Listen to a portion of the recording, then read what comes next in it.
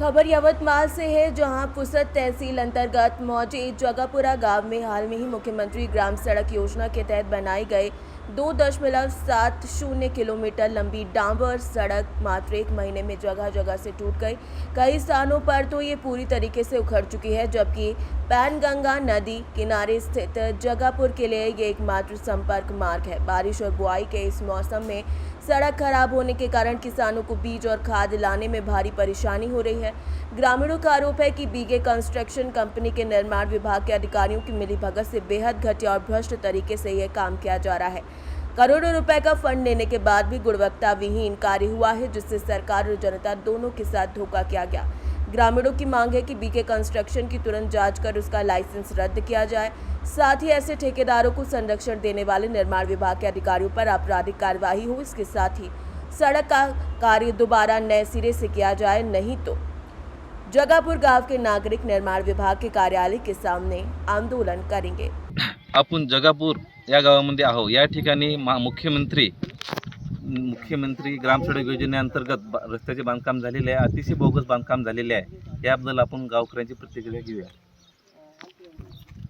बोला, काय आपली समस्या खेड्याची ग्रामीणाची समस्या ही दळणवळणाची साधण्यामध्ये एक महत्त्वाचा घटक म्हणजे रस्ता आहे। रस्ता हा मुख्यमंत्री ग्राम सडक योजनेमधून निघालेला रस्ता, या रस्त्याची अवस्था पाहिली तर ठेकेदाराला किंवा इंजिनियरला बोललो असता सरळ सांगतात की आमच्याकडे 5 वर्षाची गॅरंटी आहे, 5 वर्ष रस्ता दुरुस्ती करू।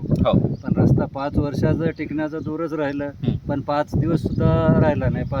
दुसऱ्याच दिवशी फुटला, अर्धा पुढे काम सुरू, अर्धा। किती किलोमीटर रस्ता आहे हा? जवळपास मला वाटते 2,700 काय नाही, 3 किलोमीटर रस्ता आहे। पूर्ण फुटत आहे रोड, फुटत आहे पूर्ण। रस्त्याला बांधकाम किती दिवस झाले? याला आता 1 महिना। 1 महिन्यात फुटला हा? हा, 1 महिना झाला। आणि हाताने खाल्लं तरी निघून जाते? बस काहीच नाही। दाखवा बरं। बघा, डांबरच नाही आता इथं, अतिशय बोगस काम, डांबरच नाही, डांबर म्हणजे हाताने सुद्धा निघते रोड। बिलकुल आहे बोगस काम। किती दिवस झाले बांधकाम करून? आता 1 महिना बस। कॉन्ट्रॅक्टर बघा, भ्रष्टाचाराचा कॉन्ट्रॅक्टर। आता कॉन्ट्रॅक्टर कुठले? कंस्ट्रक्शन म्हणून आहे, बीके कंस्ट्रक्शन पुसद, त्यांनी हा रोड केला। तुम्ही तक्रार वगैरे कुठे दिली नाही का? तक्रारी म्हणजे एक्झिक्युटिव्ह इंजिनियर अमरावती त्याच्या सुद्धा संपर्क साधला, त्यांना फोटो पाठवले कामाचे। एक्झिक्युटिव्ह इंजिनियर आहेत ते, दुसरे कुरेशी साहेब म्हणून आहेत ते। म्हणजे आमचं कसं ग्रामीणचा कोणताही शब्द कानावरच घ्यायच्या मनस्थितीत नसतात। ग्रामीणच्या अडचणी ग्रामीणच्याच लोकांना माहीत राहतात। सिटीमध्ये शहरात राहणाऱ्या लोकांना ह्या समस्या माहीत नसतात।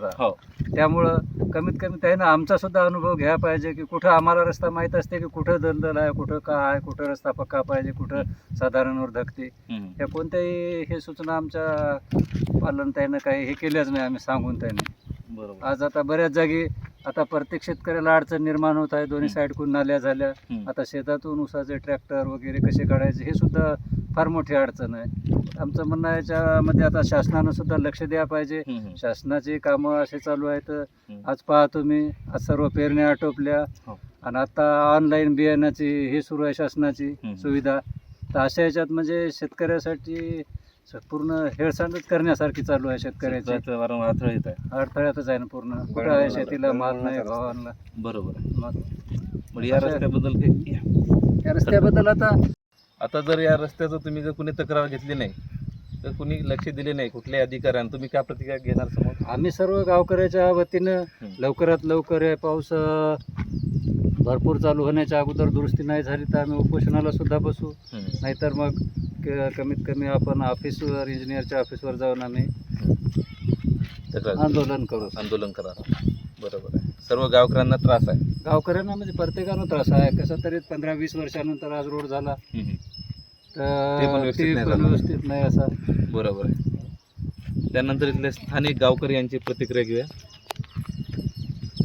विषय असा आहे की ज्या बीके कंस्ट्रक्शननं काम केलेलं आहे डांबर रस्त्याचं, हे जे बीके कंस्ट्रक्शन आहे, बीके कंस्ट्रक्शन जर अशाच पद्धतीनं संपूर्ण तालुक्यामध्ये आणि जिल्ह्यामध्ये जर काम करत असेल आणि शासनाचा करोडो रुपयाचा फंड त्या ठिकाणी घेऊन त्याचे एस्टिमेट तयार करून त्याच्या MBCC तयार करून आणि बोगस काम जर करत असेल तर ही 100% शासनाची फसवणूक आहे.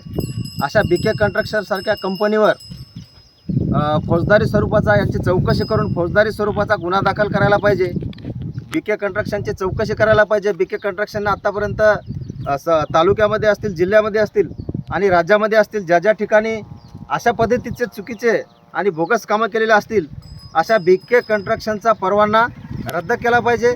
आणि या BK कंस्ट्रक्शनसारख्या कॉन्ट्रॅक्टरला जो कोणी म्हणजे सार्वजनिक बांधकामाचे काही अधिकारी असतील ते पाठीशी घालत असतील आणि त्यांना असे काम बोगस काम करून सुद्धा असे काम जर BK कंस्ट्रक्शनना सेटलमेंट करून देत असतील तर अशा अधिकाऱ्याची चौकशी करून अशा अधिकाऱ्यावर सुद्धा गुन्हा त्या ठिकाणी दाखल झाला पाहिजे अशी समस्त गावकऱ्याची मागणी आहे. यवतमाळ से सी न्यूज़ संवाददाता आशीष खडसे की रिपोर्ट.